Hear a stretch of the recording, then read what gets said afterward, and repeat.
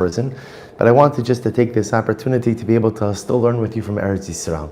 So I hope that you'll forgive the virtual shir today, but I'm very eager to start off the week with the Chavra again, an incredible Gemara today, new parak Eretz Hashem this week. I of course want to take the opportunity to thank Rabbi Richter for giving the shir throughout this entire weekend. I'm bursting with excitement, Eretz Hashem, to be able to see the Chavra again tomorrow on Tuesday. But again, a little bit, last little bit of Torah from Eretz Yisrael to share with the Chavra. So the Mishnah on the top of Chof says as follows: Nedarim va'amar lo nadarti el b'charam al shayam. Remember again, in the last Mishnah, we learned the concept that a person is believed to qualify their neder. So for example, in this case over here, Rashi says over here, Nadar b'cherem da'amar chayfetz ze cherem alai. What happens? A person says, Ruvain says, this object is chayrim onto me. Now, normally, when we've seen this before, when a person says chayrim, what they're normally doing is they're saying this object is forbidden for benefit. I'm not permitted to benefit from this object, or this object is forbidden to me. In this case, the person then qualifies his statement and he says, Va'amar lo nadarti ela b'charam al shayam. No. When I said chayrim, I wasn't talking about chayrim like a carbon, but in fact, the chayrim I was talking about was a fish net. A fishing net. Rashi says over here, "Shuv amar lo nadarti ela becharamo shayam ashem shareshes shetzadin boasadagim v'lo becherim mamish." So apparently, a fishing net is also called a cherim. So now Reuven qualifies his statement. When I said this loaf of bread should be cherim to me, I meant it should be like a fishing net. Now, what's the impact of saying that a loaf of bread should be like a fishing net? Absolutely nothing. That's not a neder. It's absolutely meaningless, and therefore the loaf remains permitted. Good. So the Mishnah goes on. Similarly, bikarban. Let's say again, a person says, this object should be to me like a carbon. Now again, without qualifying that statement, that certainly sounds like a person is saying that I am not permitted to get any benefit, or this object should be prohibited to me like a carbon. But let's say he qualifies it. And he says, no, I didn't mean like a carbon, but rather I meant it like a gift to a king.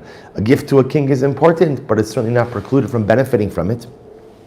Or hare atzmi carbon. A person says, I hereby make myself like a carbon. And then what happens? Va'amar lo nadarti ela be'etzem shenachti li lios no derbo.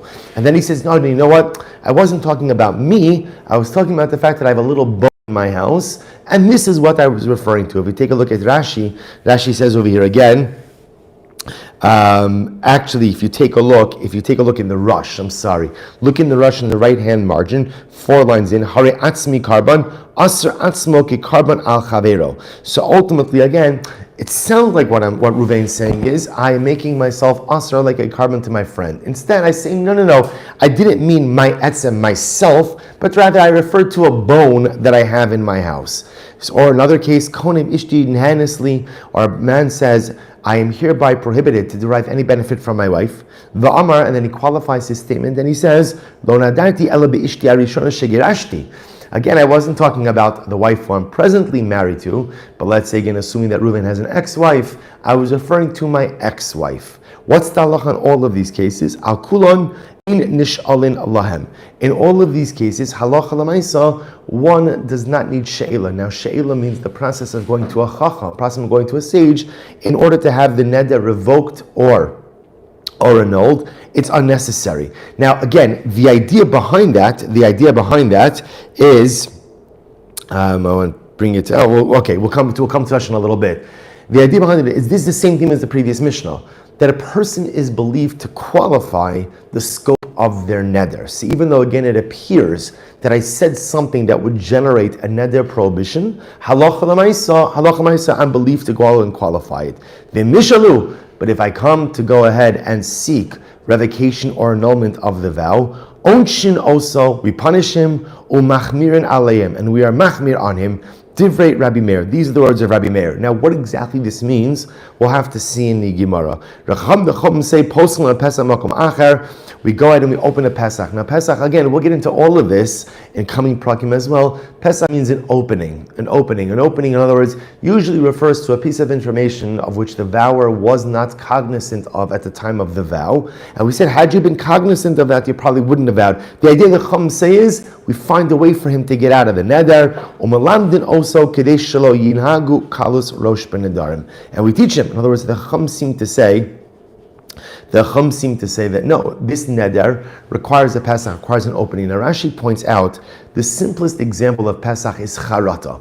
A person says, I regret ever having made this neder. So the Chachamim say, you have to go through the process of creating a Pesach. Why? So that a person should not act flippantly with his Nedarim. It shouldn't be kalas rosh. There shouldn't be flippant or a lack of attentiveness or a lack of seriousness when it comes to Nedarim. So even though technically speaking, we learned before that a person is believed to qualify their Nedarim, here you see the Chachamim coming along and saying, no, we want you to go through a process of charata, of remorse, in order that you not act in a light-headed fashion or in a careless fashion with Nedarim. Okay, so let's analyze this a little bit more. Says the Gemara, Hodlu Fakasha. The problem is the Mishnah has an inherent contradiction.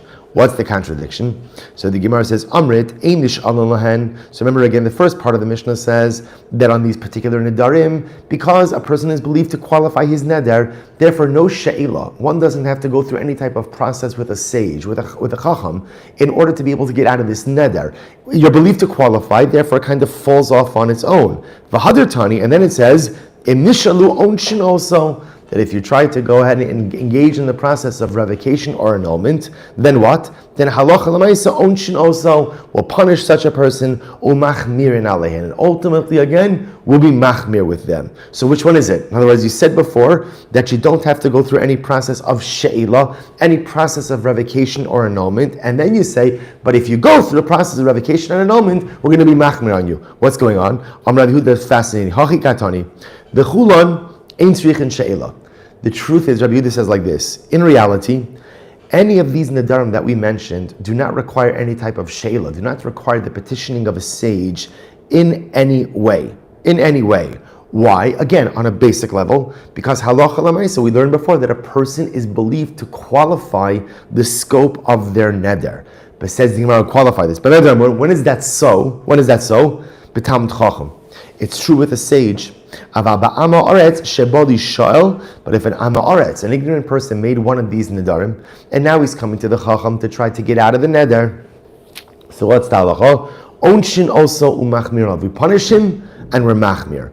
Now, what's the distinction here between a Talmud Chacham and an Amma Aretz? If you take a look at Rashi again, Rashi says,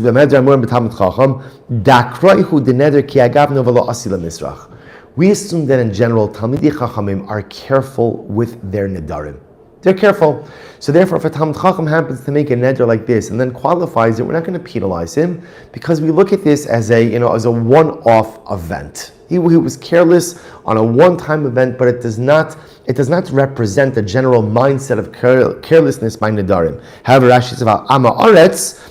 But here's the problem with Amma Aretz. If we let the Amma Aretz get away with this, and there's no repercussion, and he doesn't have to go through any process, we're incredibly concerned that he's going to go ahead and repeat this same type of behavior. So therefore, again, we do two things. Onshin also, we punish him, umachmirin alav, and we're machmir on him.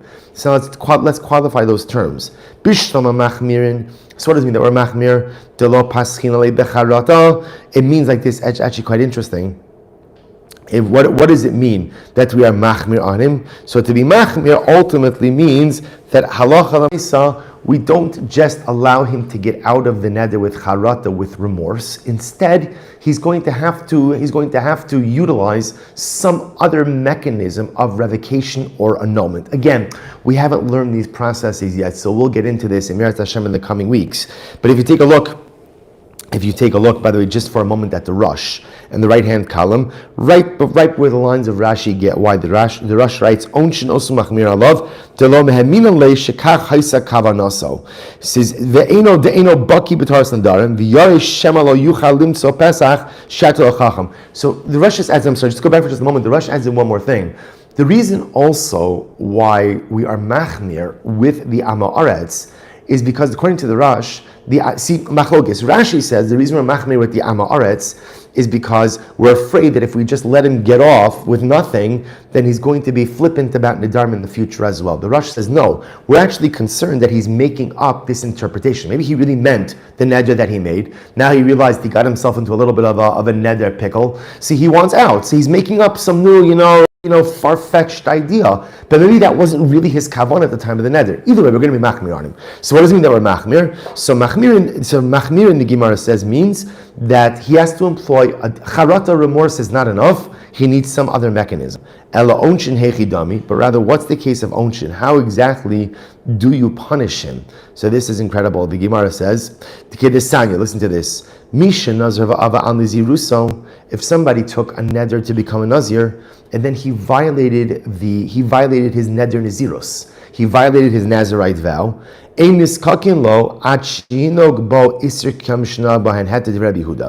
this is actually very interesting. So we will go ahead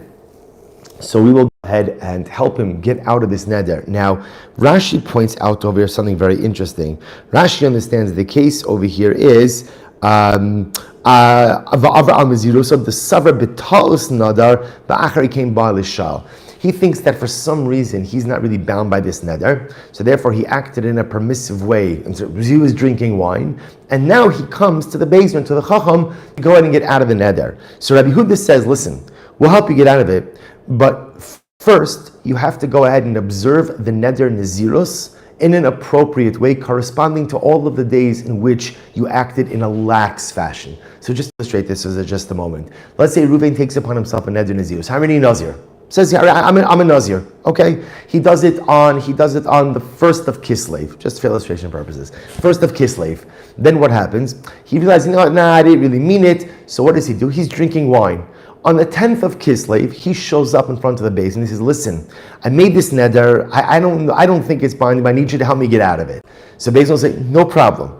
But first you have to make up the 10 days in which you acted laxly. The idea being that we want people to treat Nedarim with a seriousness. So if you took a neder, okay, there may be grounds to annul it, there may be grounds to revoke it, but before we even go ahead and get into that, the first order of business is you have to observe in accordance with the laws of Nazirus, corresponding to the number of days which you were lax with the laws of Nazirus. What this does is, it just safeguards the sanctity, severity, and seriousness of Nedarim. That's the Chumrah. That's what it means, That's what it means when it says Onshin also. We punish him. Rabbi Yossi, when is that so? The Nazirus Mu'etas. This is only talking about with a small Nazirus, a short Nazirus. For example, again, we say a Stam Nazirus, the standard duration for an unqualified Nazirus is 30 days. Aval b'Nazirus meruba dayo lamid yom. So if you look at Rashi for just a moment again, Rashi says Nazirus mu'etas, almost right across. Shekipar alav Nazirus lamid yom. Talking about a person who accepted upon himself a Nazirite vow for 30 days. Aval. So therefore again, now he shows up to Beis Din 10 days in. He's been drinking wine that entire time. Beis Din says, we will help you, but first thing you need to do is observe 10 days of proper Nazirus corresponding to the 10 days that you were lax with your Nazirus. So the Gemara just qualifies this. This is only so if he had a short Nazirus. But if he took upon himself something longer, for example, let's say he said, I'm going to be a Nazir for 5 years, and he was lax with the neder for 1 year. So ultimately, under those circumstances, we only ask him, or we only make him, make up 30 days of the neder nazirus. Okay, so Rabbi Yosef, so therefore again, I will say, so halacha l'maisa, what the Gemara is saying is like this. Really, there's two cases happening here in the Mishnah. There's the case of a Talmid Chacham. Talmid Chacham makes one of these aforementioned Nedarim. Talmid Chacham then comes back and qualifies the Neder. The Talmid Chacham is believed. He's believed to qualify his neder. And Am Ha'aretz is not believed. Either two interpretations. Either he is believed, but we penalize him, or he's not really believed and we penalize him. Now the Gemara says, we're machmir on him, and ultimately, again, we're going to punish him. So now we understand the chumrah. The chumrah is that halacha l'maisa, again, simple remorse is not enough to get him out of the neder. That's number one. And number two, he is going to have to observe the neder in a proper way, corresponding to the amount of days that he was lax with the neder. Incredible. So the Gemara says, Rabbi Yosef says, hold on, Rabbanan, now that we see that halacha l'maisa, we're not going to help him get out of the neder until he observes at least the corresponding amount of the neder properly. Therefore, Beidina demizkaki lo avid shapir. a Beis Din who gets involved with this guy, right, and doesn't make him observe the most basic corresponding unit of appropriate unit of the neder is not doing something correct. Amr v'achar Yaakov mishamtin alei will excommunicate such a Beis Din. So therefore, halacha l'maisa, what comes out is like this. One more time: if it's a Talmid Chacham who makes one of these aforementioned nedarim in the Mishnah, he makes the neder, then he provides the explanation. He's believed. If it's an Am Haaretz, he's not believed, and we do two things: we're machmir on him and we punish him. Machmir on him means that halacha l'maisa, again, charata is not enough. Charata is not enough. Remorse is not enough. There needs to be another mechanism of annulment or revocation.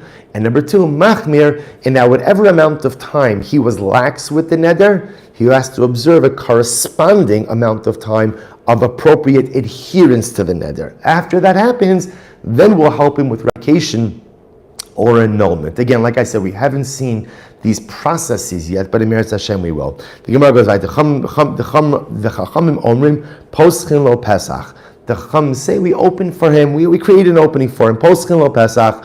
Now, according to Rashi means this is charata. Charata, as long as we ask him, are you remorseful that you made the neder? Do you regret having made the neder? And if he does, ultimately that is enough to go ahead and annul the neder. So the Gemara says something amazing. Tana, the olam alti ragel ben nedarim. It's really an incredible statement. A person should be careful in general not to make a habit of making nedarim. Why? Shesomcha lim ol b'shvuos. Because a person ultimately, again, who makes nedarim, what's going to end up happening? So first of all, if you make nedarim regularly, chances are you're going to transgress them at some point in time.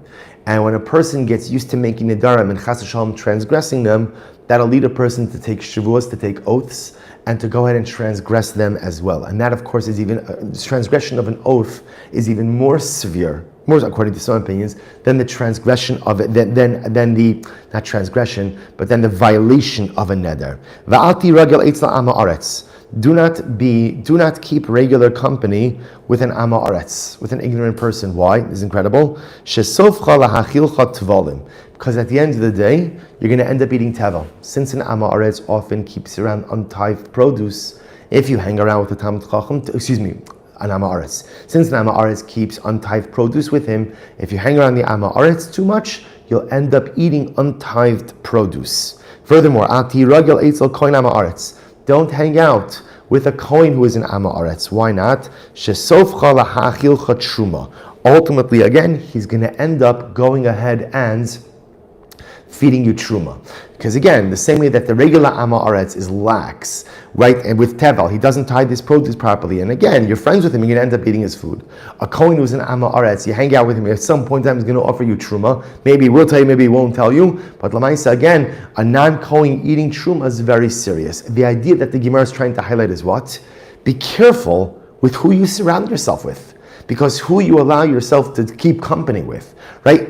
Everyone who I allow into my Dalet Amis, into my life, has an impact on who and what I am. So the Gemara says, be careful who you're friends with. And along those same lines, the Gemara says, do not speak regularly with women. Shesofcha lavo lidei niyuf. Because chas v'shalom may lead to immorality.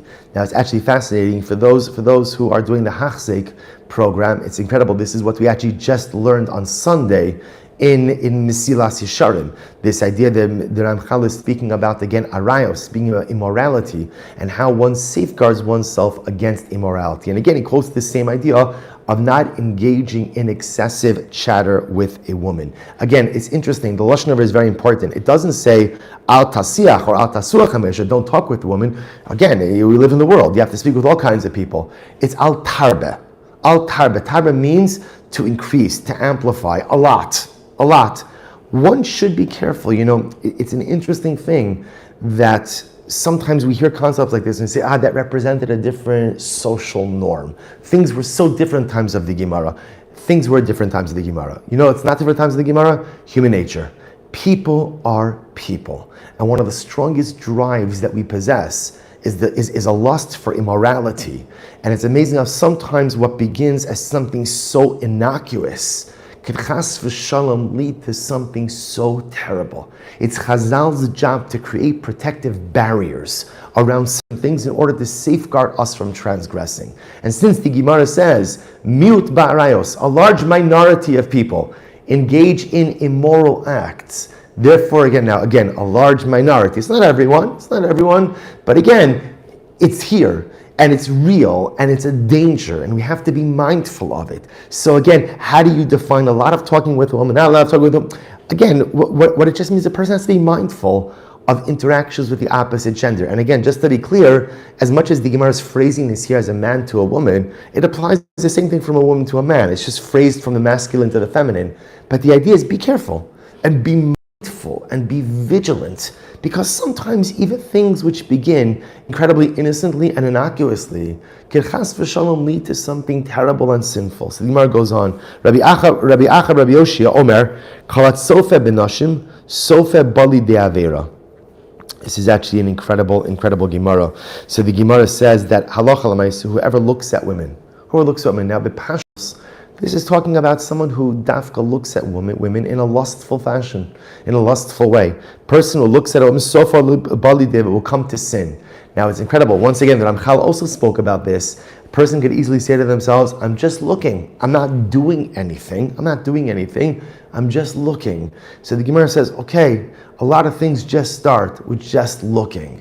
But again, a person has to be mindful that when I allow myself to engage in certain activities, I'm allowing myself to go down a certain path. And sometimes we know this. We all know this from our own lives. Sometimes once you begin going down that path, it is so difficult to keep yourself from going down all the way till the end, into the abyss. So the Gemara goes weiter. First white line. Whoever goes in and looks, now akva literally means the heel. We'll see that it's a euphemism. Whoever looks at the heel of a woman, has children who are unworthy. So, okay, what does this mean, looking at the heel? Rabbi Yosef, ubeishto nida. This is talking about even one's own wife. Even one's own wife when she is a nida. Since when a woman is a nida, she's not permitted to go ahead and husband and wife can't have relations. So the concern is that if he looks at her heel, again, we'll see what the heel is, but if he looks at her heel, ultimately he may become aroused, enticed for relations, and chas v'shalom may come to transgress. On Rabbi Shmuel Lakish, akeva diktani, this heel that we're talking about, b'makom hatinofes, shumechuvan keneged ha'egev, actually refers to the makom erva, refers to her nakedness. It's just that the heel is opposite the erva. So looking at her heel ultimately again is a reference to looking at the erva. Now obviously, the Gemara is talking about even one's own wife. Even one's own wife. The Gemara says, Tanya, ba'artia yirasa al panechem. So again, we'll talk about this in just a little bit, but the Gemara here is going to launch into a discussion regarding sexual etiquette. And it's an incredible thing because the beauty of our Torah is that Torah governs and Torah gives us guidelines and gives us direction in every single area of life. So whether it's the boardroom and how to teach us how to conduct business, to the bedroom, to how to teach us how to conduct oneself appropriately in the realm of intimacy. So we're going to come back to the heel in just a moment. The Gemara says, Tanya, Bavur tiyeh yirasa panechem. The pasuk says, this is talking about over here by Matan Torah, by Har Sinai. So Hashem says to Moshe, Moshe says to Klal Yisrael, Al tiro, do not be afraid, leva'avos eschem ba'elokim. Hashem is coming to test you. Ubavur tiyeh yiraso al panechem libalti techato. He's revealing himself. Hashem is, right, there's a divine revelation. Why? Bavur tiyeh yiraso al panechem, so that his fear should be on your face, libalti techato, so that you should not come to sin. We'll define this in just a moment. So the Gemara says, Bavur tiyeh yiraso al panechem. What does that mean? What is yira? What does it mean his fear should be on your face? Zubusha. In this context, it's actually fascinating. Yira doesn't mean fear. Yira means a sense of embarrassment. Person has a sense of embarrassment. Little titechato, so that you shouldn't come to sin. This is incredible. Melamed, shabusha mevia lide yiraschet. Teaches us something amazing, says the Gemara, that busha, embarrassment, leads one to a fear of sin. Now, what does this mean, a busha? Busha means a person has a certain sense of embarrassment to sin because they recognize that they're in the presence of God. Right? The Baal Tanya writes about this in the opening section of Tanya, that the most important thing in life for a Jew, the most important mantra is Shivisi Hashem l'negdi samad, I place Hashem before me at all times. Because when a person lives in the presence of HaKadosh Baruch Hu, he acts differently. And therefore, again, to be clear, truth is, Shulchan Aruch also begins with the same idea. So to be clear, even if one has constant and consistent God awareness, it doesn't mean I don't sin. It doesn't mean I don't sin. But at least I'm embarrassed to sin. At least there's a busha. And the Gemara says at least, I don't know how many times, 9 out of 10 times, 8 out of 10 times, 7 out of 10 times, 3 out of 10 times, whatever it is, some amount of times, the busha, the embarrassment of knowing that I'm sinning before God, will prevent me from carrying out a negative action. May not work all the time, but it definitely works some of the time. With the Gemara here we see that it is a simin yafa, it's a good sign when a person is embarrassed. So the idea is the embarrassment, and this is incredible. The Gemara says that having a sense of embarrassment, having a sense of shame, that a person doesn't just do anything and everything without regard. But there's a certain modesty that's associated with them. The Gemara says that's a beautiful siman. That shows that a person has a God awareness, that a person has a Shivisi Hashem l'negdi samid awareness. Achirim, the others say, Kol Adam Shem is bayish, any person who is embarrassed, lo b'meheru chote, doesn't sin quickly. So by the way, it's incredible. It doesn't say that someone who gets embarrassed, and we're talking about being embarrassed in front of Hashem. I recognize I live my whole life in front of Hashem. Hashem sees everything I'm going to do. So therefore, again, if someone who has an embarrassment, and therefore that embarrassment shapes how I act, that's beautiful. Now the Gemara says it's interesting. It says, he won't sin quickly. See, the Gemara doesn't say if you have embarrassment will protect you from all sin, because sin is part of the human condition. But at least if there's a sense of busha, a sense of embarrassment, that sense of embarrassment at least maybe sometimes prevents sin, but at least it seems that it delays. It's an interesting idea that sometimes what happens with Aveira, and I think we all experience this in different ways, is I have a desire for something, and the desire is so strong, the desire is so intense, that I don't even think, I just act. I think I just act. Meanwhile, somehow, if I was able to count to 10 and just slow everything down, many times I'd be able to resist the temptation. But because everything is happening so quickly, so fast, there's no time. So the Gemara says, a person who has busha, a person who has a sense of embarrassment, lo b'meheirahu chote, doesn't sin quickly. Doesn't say it doesn't sin, it's not going to sin quickly. It slows the process down. And again, I think Chazal teaching us an incredible idea, that maybe when we encounter temptation, maybe the first step is just to say, pause. Let me slow everything down here for just a moment. I'm going to count to 10. And maybe just if I pause things a little bit, I'm able to regain my spiritual equilibrium and won't make a terrible decision in the heat, in the passion of the moment. So the Gemara says, Misha in Laboshes panim, someone who does not have a sense of embarrassment or shame. It's incredible Gemara. That is a sign that his ancestors did not stand on Har Sinai.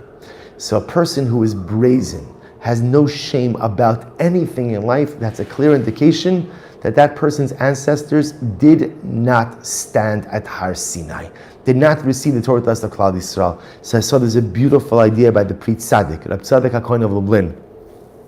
Reb Tzaddik says something amazing. He says, what does this mean? He explains something so beautiful. He says that when HaKadosh Baruch Hu revealed his self, his essence to us at Har Sinai, there's a piece of that experience which remained within us. And the way that experience manifests itself is busha. At Har Sinai, we recognize in an unequivocal, clear fashion that we are in the presence of HaKadosh Baruch Hu. And there's a little bit of that clarity, a little bit of that Shivisi Hashem l'negdi samid, a little bit of that God awareness that stays with me every single moment. And that's that little bit that sometimes stops me from sinning, slows down the process of sinning. So the Gemara says, if a person has no busha, that means they weren't at Har Sinai. That was the takeaway of Har Sinai. I take a little bit of God awareness with me. There's a little bit left in me. I don't have it all the time, but it's a little bit in me. And that little bit of God awareness engenders a sense of healthy busha, which prevents me from sinning.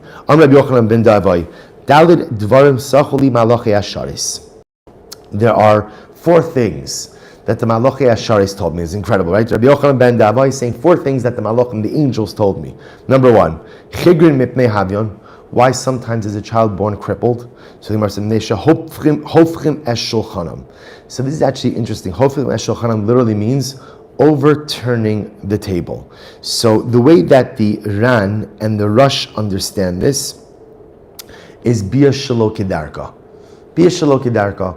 That, again, and we're going to get, like I said, we're going to get into a discussion regarding proper sexual etiquette and what are the proper norms for an intimate relationship. So the Malachei Asharis told Rabbi Yochanan ben Davai that ultimately, again, Bia Shelo Kedarka is not appropriate. And because it's not appropriate, therefore, the resulting offspring ultimately are crippled. So the Gemara goes weiter. So the Gemara says, Ilmim mipnei ma havyon. Ultimately, why sometimes is a child born mute? So the Gemara says, Shemenashkim al osam makom. Because literally, again, a husband literally kisses or puts his mouth on his wife's makom erva.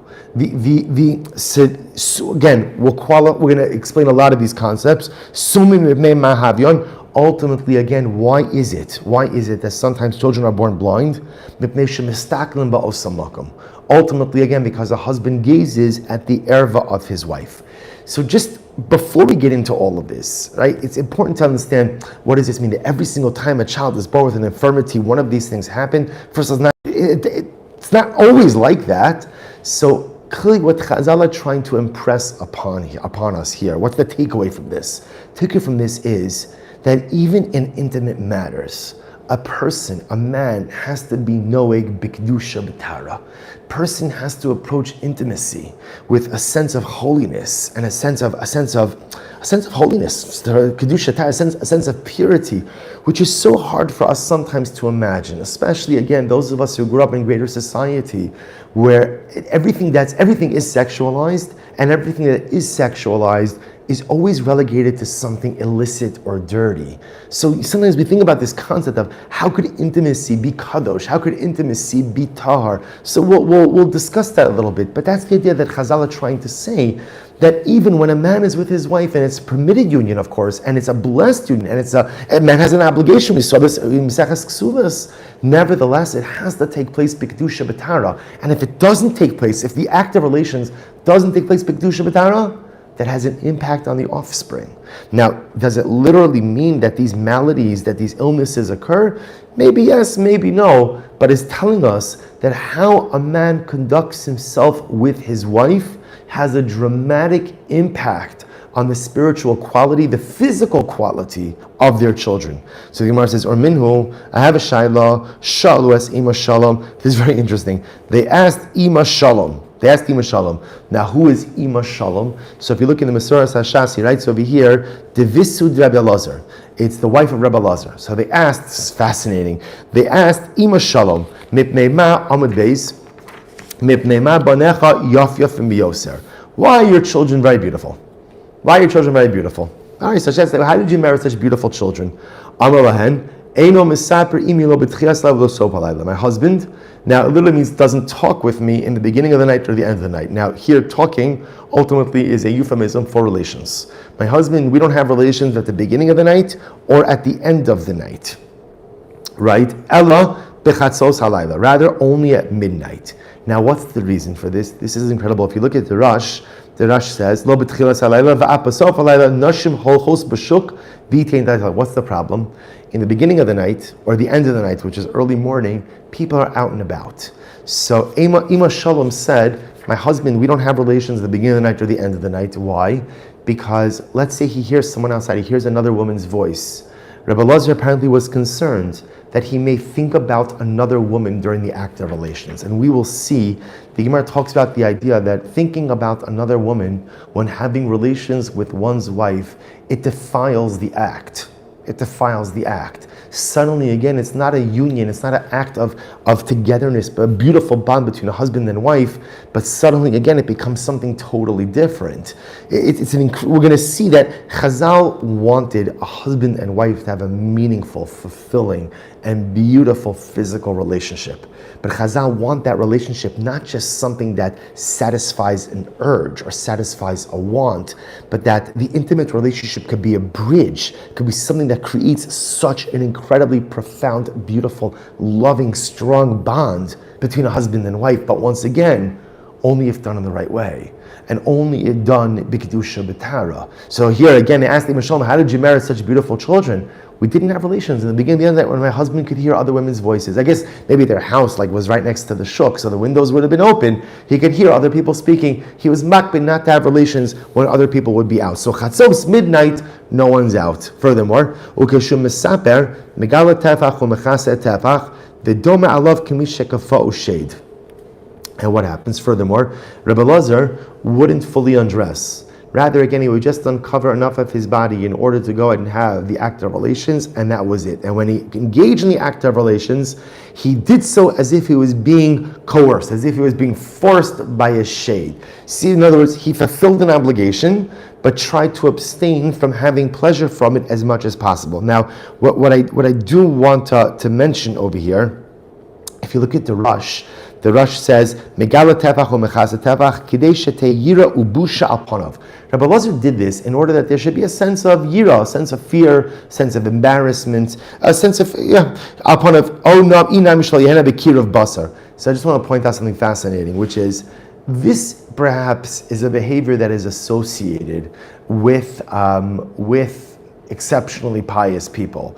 But this is not a norm, it's not a standard, and in fact, this is frowned upon by Chazal. Chazal actually say, we saw this actually in Mesach Ksuvas, that if a man says to his wife, I'm only going to have relations with you if we're both clothed, right? Obviously, uncovering enough to have relations, we're both clothed, she's allowed to essentially sue for divorce with the Ksuva. In other words, that's not a marriage.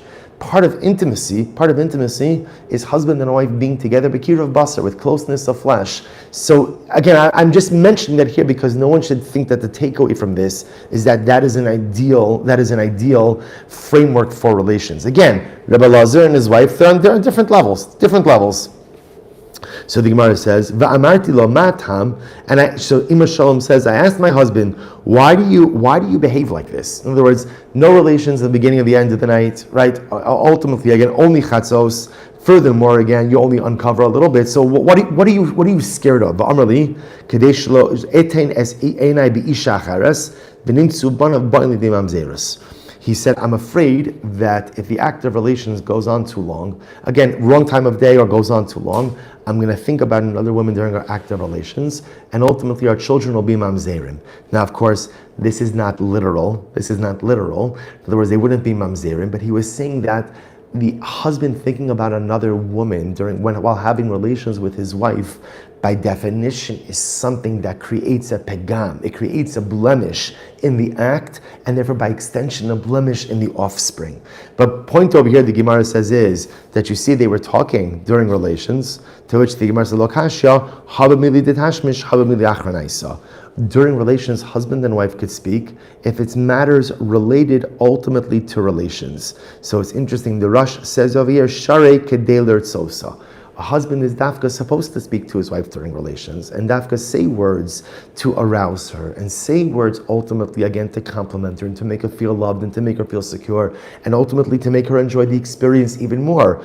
As opposed to mili achranaisa, you don't talk about other stuff. The concern about speaking about other stuff is that it may lead to a conversation about another person, and then the husband may come to think about another woman during the act of relations. Rabbi Yochanan, Sudi Rabbi Yochanan ben Davai. Listen to this. So all of this, remember, up until now, these are the four things that Rabbi Yochanan ben Davai heard from the Malachi Asharis. But now listen to this, another school of thought. Aval Amru Chachamim, Ein halacha ki Yochanan ben Davai. The Chachamim said that the halacha does not follow Yochanan ben Davai. How so? Ela kol ma she'adam rotze lasos bi'ishto oseh. When it comes to an intimate relationship, whatever husband and wife want to do with each other, they are permitted to do. So remember again, Yochanan ben Davai has this testimony from the Malachi Asharis saying that a husband should not go ahead and kiss his wife's makom erva, should not gaze at the makom erva, shouldn't engage in bia shelo kidarka. There's another school of thought. The other school of thought is that a couple should figure out what gives them pleasure, and they should do it. then they should do that. In other words, obviously, everything always has to be with the consent of the woman. A husband can never do something that his wife doesn't consent to. But lemaisa, again, anything that they consent to is going to be permitted. So he gives the interesting mashal. Mashal lebasar haba mi beis hatabach. This could be compared to a piece of meat that you purchase from the butcher shop. Ratza la'achlo b'melach, ochlo, sli ochlo, mavushal ochlo, shalok ochlo, v'chein dag haba mi beis hatzayid. Okay, so it's an interesting mashal. The same way that when a person purchases a piece of meat or a person purchases a piece of fish, so ultimately, again, though he prepares it in a way that gives him pleasure, so too when it comes to an act of relations, husband and wife could decide between themselves what provides pleasure, and therefore halacha and halacha l'maisa are permitted to go ahead and do that. So the truth is, interestingly enough, this is how the Shulchan Aruch paskins. Now again, so therefore, technically speaking, anything that a husband and wife want to do together is permitted. There are limitations on that. The Shulchan Aruch does write about, again, that kissing the makom erva, gazing at the makom erva, the Shulchan Aruch sees that as a lack of tznius, as a certain lack of modesty, but doesn't call it aser. Bia shelo kedarka is technically permitted, but the hotzas zer, the seminal emission, cannot occur in a bia shelo kedarka, can only occur in a bia kedarka. So again, we paskin essentially like the chachamim, but there are still certain qualifications associated with it. Amar Meimar, man malachi ashari. So first of all, again, let's go back. So Rabbi Yochanan ben Davai heard all of this from the malachi asharis. Tell me, who are these malachi asharis? So the Gemara says, Rabbanan, it's the rabbis. Di'i tema malachi asharis mamish, because if you think it's malachim, so the Gemara says, Amai amra Yochanan ein halacha Yochanan ben Davai, ha'inhu biki b'tzuas avlat fei. So ultimately, because if you think, so again, the Gemara is saying, who are the malachi asharis? It can't be real malachim, because if it was real malachim, real angels know more about the formation of the fetus than anyone or anything else, and therefore halacha l'maisa, the halacha should follow them. Rather, it must be malachi asharis is a reference to the Rabbanim. Yochanan ben Dahavai is quoting other Rabbanim. We call those Rabbanim malachi asharis. V'amai karlu malachi asharis. So ultimately, again, why do we call Rabbanim malachi asharis? Dimitzaine ke malachi asharis. Now, this is actually very interesting. I'll point out to you something fascinating. Rashi, Machlokes Rashi and the Ran. Rashi says, "Dimitzaini she'otufim b'tzitzis." Just like Talmidei Chachamim are wrapped in their tzitzis, wrapped in their talis, apparently Malachim are also wrapped in a talis. The Rosh sees it differently. The Rosh says, "Dimitzaini ki malachi asharis shehein mitzuyonim v'nevdolim mishnar b'nei adam kish malachi asharis." The idea over here is actually quite beautiful, that the same way that malachi asharis are distinguished, mitzuyonim, they're distinguished, so too Talmidei Chachamim are distinguished from the rest of the population as well. Incredible. So it's interesting. So just to show you again, that first of all, the power of this Gemara, maybe it's not so bad I'm giving this virtually, right? So the power of this Gemara is how the Torah guides everything. It literally guides everything. And there's an etiquette, and there's a mahalach, and there's an approach to everything we do in this world. Even the most intimate, private matters between husband and wife, ultimately Chazal have something to say about it. The Gemara has something to say about it. So the Gemara tells a story of a woman who asked the Shaila to Rebbe. She said, Amrlo, Rebbe, arachti lo shulchan v'havcho. She essentially says, Rebbe, my husband wants to engage in bia shelo kedarka. What's the halacha? Amrlo, biti Torah hitirticha v'ani ma'aselech. It's mutter. What do you want from me? That's what he says to her. It's mutter. Now, the Ran points out over here, she was willing to engage in this as well. She was asking a shayla whether or not it was permitted. So he says, yeah, the Torah says it's mutter. Torah says it's mutter. So what would you like from me? A woman once came before Rav. Amar lo Rebbe, arachti lo shulchan v'havcho. So she came before Rav and she said, Rabbi, I was ready to engage in relations. My husband asked for bia shelo kedarka. I'm willing to engage in that act as well. Is it mutter? Amra maishna min benai. So why is it different than the piece of fish? In other words, like we said before, the same way that a person could prepare their food in accordance with their liking, with their taste, so to matters of intimacy, husband and wife have a right to do whatever they want as long as it has the consent of both parties. So incredible. So I just want to point out, you'll ask, what's the point of these stories? To see how these women were asking these very intimate shilas to these men, to these great rabbanim. And again, at least from the Gemara's perspective, from the Rav's perspective, these type of shaylas are no different than any other shayla that come up in halacha. Halacha is halacha, and ultimately provides us with the guiding light for anything and everything in life. Truly beautiful. Velos asuru acharei levavchem. So now the Gemara goes back a little bit. So the Torah says, you shall not follow after your heart. What does this mean? Mikan Amar Rebbe al yishta adam v'kozeh v'yitan ein of bakos acher. This is incredible. So the Gemara says, from here you learn a man shouldn't be drinking from one cup and thinking of another cup. Of course, this is a metaphor that when a man is having relations with his wife, he should not be thinking of another woman. Amar Ravina. So that's the metaphor. When he's drinking of the cup, that's his wife. He shouldn't be thinking of another cup, another woman. Amar Ravina. Lo nitzucha ela da'afilu beis nashav. This is incredible. So this is even true. Let's say Reuven's married to Rachel and Leah. See, even when he's with Rachel, he shouldn't think about Leah. And when he's with Leah, he shouldn't think. Now, as you would have said, maybe in that case, look, he's married to both of them. It's mutter. It's mutter. Kamash no. Even if he's married to both of them, when a man is with his wife, that is a bonding experience between the two of them. And the moment that he's thinking of anyone else is a moment that there's a pagam, there's a blemish in the act of relations. So the Gemara goes weiter. The Gemara says, Ubarosi mikem hamardim va'poshim bi. So the Gemara quotes the pasuk from Yecheskel. So Barosi mikem min hamardim va'poshim bi. Literally, again, I will single out those of you hamardim who rebel and poshe and sin against me. I'm Rabbi Levi. Elu b'nei teisha midos b'nei asnas mishag'ach. So the Gemara is going to talk about now that there are relations in 9 different situations which are considered to be an inappropriate act of relations. You'll see why in just a moment. And therefore, again, it's considered to be a negative act, and it also has an impact on the children, on any children potentially conceived from the act. For example, the Gemara says, B'nei Anusa. So B'nei Anusa, I'm sorry, I skipped. B'nei Ima. So what's B'nei, I should say B'nei Ima. This is talking about, look, if you look at the Ran says, Lashon Yira Shematal Emal Ishto Lizakekla, where a man brings an element of fear to the marriage, so that his wife submits to him physically out of fear. Such an act of relations is considered to be a rebellion against the Kadosh Baruch Hu. That's not what married, intimate life is supposed to be.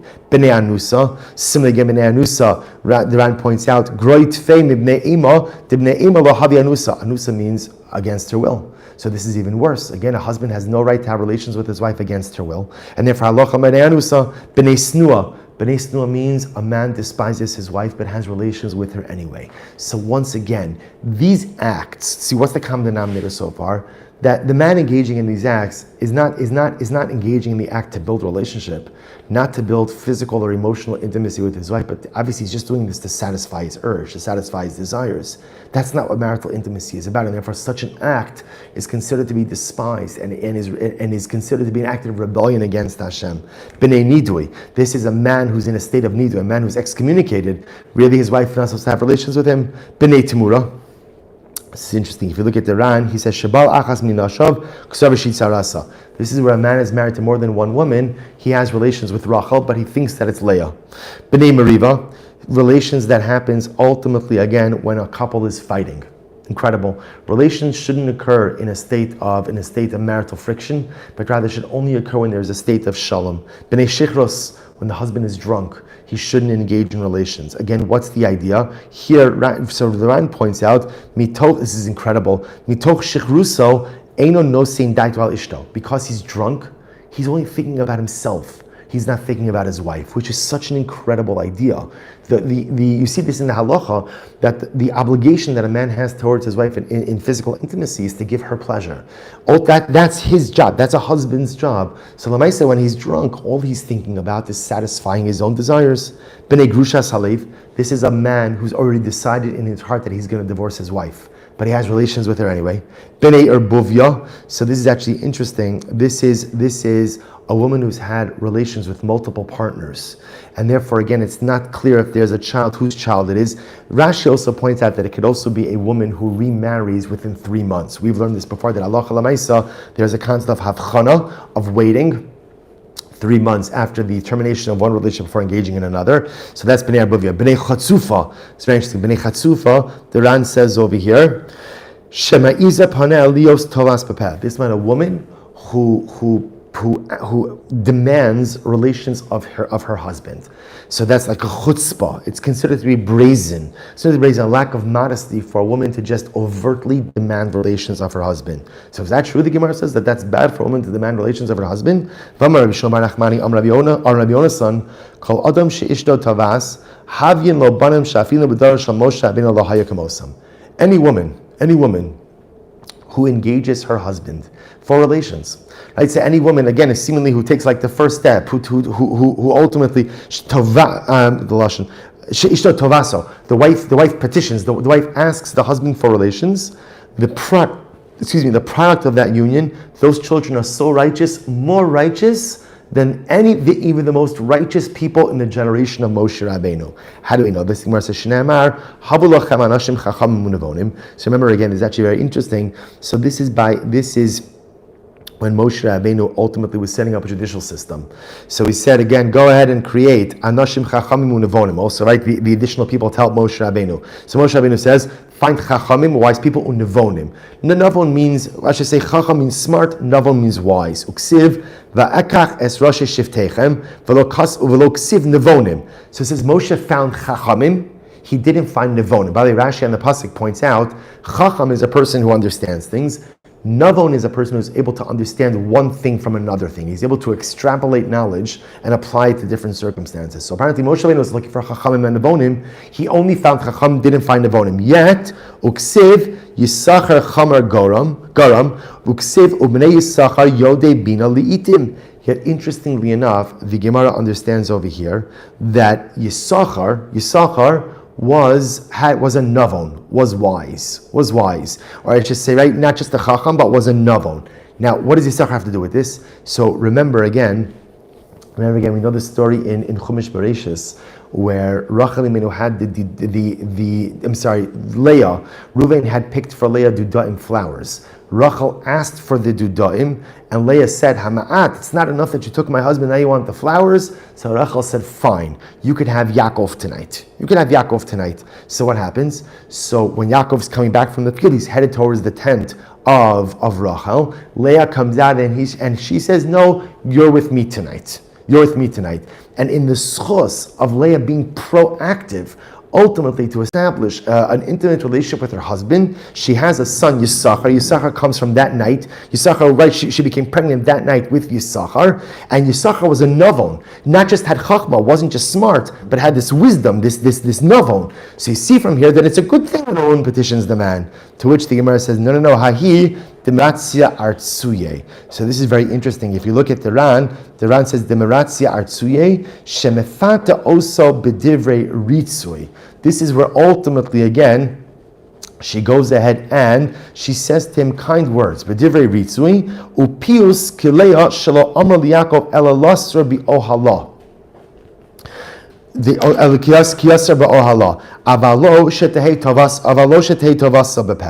the idea over here the Gemara says is something absolutely amazing, which is the difference is Leah didn't come out and petition Yaakov directly, right? She didn't go ahead and say, we're having relations tonight, but rather again, what she said to him is, you're with me tonight. So that level, if you look at the Ran again, she said to him kind words, divrei ritzui, upius, and conciliatory words. Leah tells Yaakov, come to my tent. But she didn't explicitly say, let's have relations. So that seems to be the distinction over here. The Gemara seems to feel that it's a bit of a chutzpah or lack of modesty for a woman to say, let's have relations. But Lamais, again, in a veiled reference, as Leah said to Yaakov, tonight you'll come to my tent, that not only is permitted, but seems to be praiseworthy. It's interesting. What is it that Chazal are trying to teach us from Leah Imenu? And I think, the maybe the statement ultimately is, or the concept is, if you don't ask, you don't get.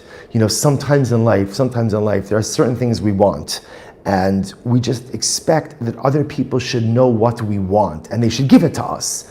But the truth is, sometimes people know what I want, but they're still not going to give it to me.